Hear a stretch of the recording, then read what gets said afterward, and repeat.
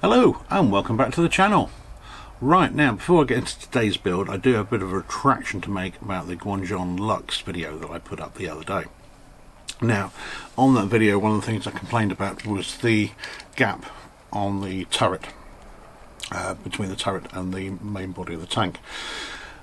Basically I've gone back, had a look at the instructions again, and this is my fault. Basically if that's the turret mounting, it appears that you've got two plates that go beneath it, which is what I did, but actually it's one plate goes under it and one plate goes on top of it. So obviously changing that has reduced the height of the turret. However, I still maintain that the back end is too long.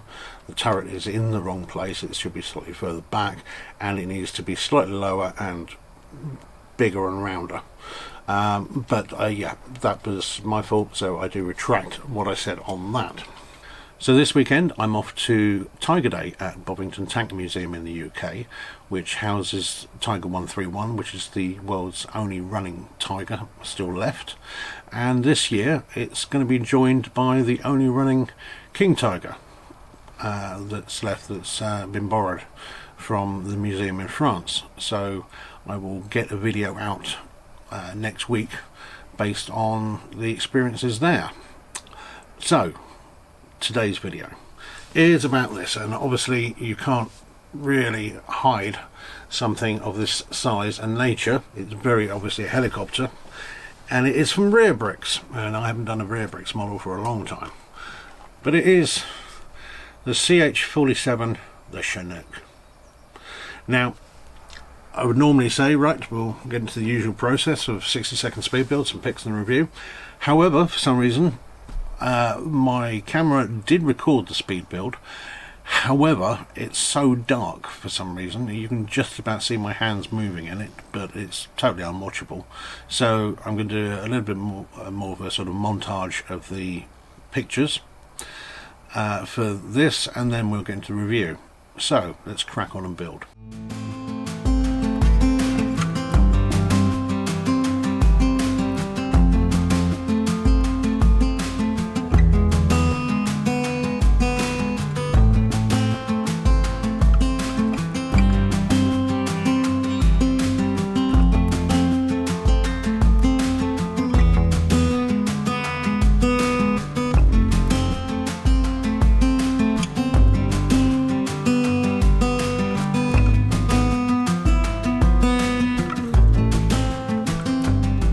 Welcome back. Right, one Chinook, one very big Chinook as well. I mean, that's when you get the rotors in the right place, that's the best part of a metre long and about 50 centimetres wide, and that's something obviously to bear in mind about where you might put something of this size. Now the instructions, it's a proper book. It doesn't have anything extra as in the way of history or that type of thing that you get with some. It does, however, have at the back a piece list, and what's very nice is this piece list is actually in colour. And I don't mean it's just printed in colour, I mean all the green bits are together, all the black bits are together, which makes locating a piece a lot easier. But overall, this is very, very good indeed. One or two areas, as you would expect, that you do need to perhaps look and think about, but otherwise very, very good indeed. But I will come back to these instructions in a little bit for one obvious reason. Now, nothing was missing, there was no parts warped and no discoloration on it. Generally the bricks are of a very high quality, and that's a good and a bad thing. It's a good thing because once they're seated and they fit very nicely indeed. It's a bad thing because if you do go wrong, trying to get them apart can be a bit of a pain in the backside, especially when you have so many flat-sided pieces like these. If you get them in the wrong place, it can be really tricky, and there's a lot of big long plates that make up the fuselage, and again, once they're in, and if you have to move them, it's not the easiest thing in the world. Now, where I said about there was one area on the instructions, it's an area I think that is just it's the right bit, but it's in the wrong place, and it's concerning this area here. Basically, so you've got your little ramp at the back here that comes down. That obviously doesn't go on until the end. We're not worried about that. It's these black pieces here. Now they're hinged and they just push on. But what happens is that you build the fuselage, you put those hinges in there, and then you build your big engine mount here, and then you put these in. Now the trouble is that because everything fits so tightly together, that getting these in is an absolute nightmare. Because when I came to do it, everything basically there just wasn't the room for it at all. Everything was 2 millimeters down. So what I would suggest you do is, if you get this model, is perhaps build the first layer of this engine up here, then skip forward, make these walls, doors, whatever you want to call them, fit them, then mount the rest of the engine on top. That to me seems a far more sensible way of doing things. The only other area where I encountered really any sort of issue was the front here, just above the canopy. There's not a great deal of support once you start putting bricks on top of that canopy, and if you because you have to put some, in some places quite a bit of pressure to get these bricks to sit nicely, and once they do, they're great. But there isn't a great deal of support here, so if you're pushing down on this bit, it'd be very easy to collapse that canopy and everything else with it, and then you've got to rebuild it, which is a gigantic pain in the backside. So just be a little bit careful on the front here. You might have to just wriggle the bricks into place without putting too much pressure on there. I managed it okay and it didn't collapse, but I was aware that that was a little wobbly. Now it's all in, it's absolutely rock solid, fantastic. But overall, I have to say this is a fantastic piece, a really, really fantastic model. The accuracy is outstanding. These are decals, by the way, rather than stickers, and there are a lot of them. They all do go on right at the very end though, which is quite nice. So once you've completed the model, take the rotors off and then do the decals. But they will take you a good hour or so to do, I can tell you. It's but they add a nice little bit amount of detail without going too over the top about it. But overall, there's just lots of lovely little bits, whether it's the detailing on the engine, just the weight of this thing, the heft of it.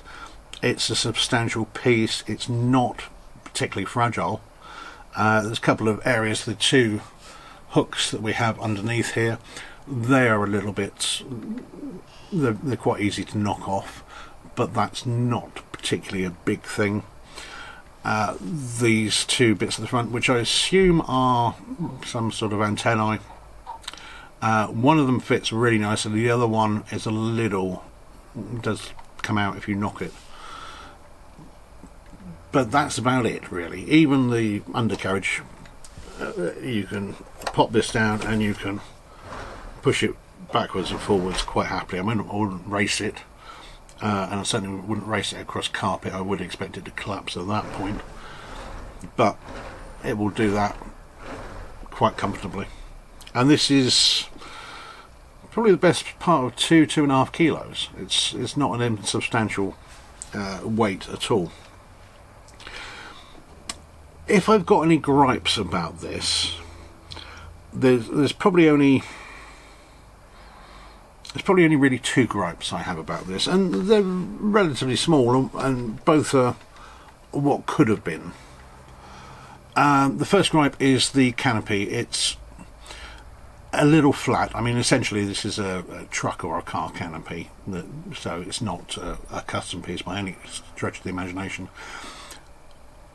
And to get one that's ever so slightly rounded, again, plenty of truck and car canopies are around, so again, it's not a custom piece. That would have been nice to have seen. The other thing concerns the inside. Now, when you build it, as you probably might be able to see, you might not, you do have a whole line of seats inside on both sides, although they are very, very difficult to see, and whether you can see them on the camera here, I'm not entirely sure, but I would think you'd have to really squint possibly to see them. So it would have been nice, in the same way that some of the submarines have a bit that opens up on the side, either sideways like that or flat down, where you could have had a fully built interior. That would have been really quite pleasant, and I don't think it would have detracted from the overall design of this particular piece. After all, you've got hinges here which you could have used again essentially on the back of them to bring this side forward, or even have it hinged along here to bring it down. But it is a minor gripe. The other thing, and this is not a gripe actually, but it was something that I was thinking about while I was building it. So you do have on the side here a window with a little bit of plastic that you just push in, that clips in. Why don't you have on these windows here, why can I stick my finger in that, and why aren't there any windows in there? And I think the simple reason is that while it would have been easy enough to have had little push windows, portholes essentially, in those areas, once you built the main structure of the fuselage, if for any reason, because they are just pushed in really from the inside, if you'd caught one and pushed it through inside, it's going to be easy enough to get out. However, then to refit it would have been an absolute nightmare. You would have had to dismantle a considerable amount of this, and as I say, these bricks are very good and they do not like coming apart, so that would have been a world of problems. So I can understand why they didn't do that. So fair play on that.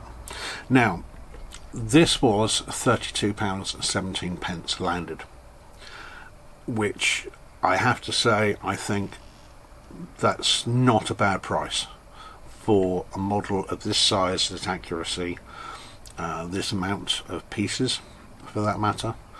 I think it's very, very good. And this is the fourth model I've done by Reobrix, and while the quality of their bricks and their instructions I can't complain about, they have been a little inconsistent. The MiG-29 that I did was a model from 20 years ago essentially in the way it was constructed.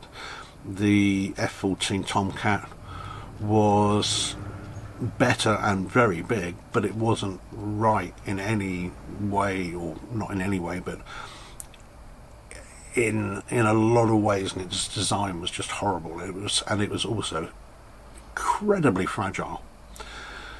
Whereas the E2 Hawkeye was an awesome bit of kit, and I would put this up there nearly as good as the E2 Hawkeye. I think this is very good. Now, you don't get any minifigures with this, which for a change I do think is a bit of a shame, but that is consistent. I don't remember any minifigures coming through from any of the other Reobrix models at all. And if you are the type of modeler who likes to do dioramas, this would be a fantastic centerpiece to put a whole load of other models and kit with. I think this would be really, really good in that respect. So, the Reobrix CH47 Chinook, I gotta say, it's highly recommended by me. I think this is a fantastic piece, and it's very heavy now. I'm going to put it down. So there you go, that's the video for today. Hopefully you've enjoyed it. If you have, please like and subscribe to the channel. And if you see me at Bovington, come up, say hi. I don't bite that often. But otherwise, you take care, and I will see you again. Take care. Bye-bye.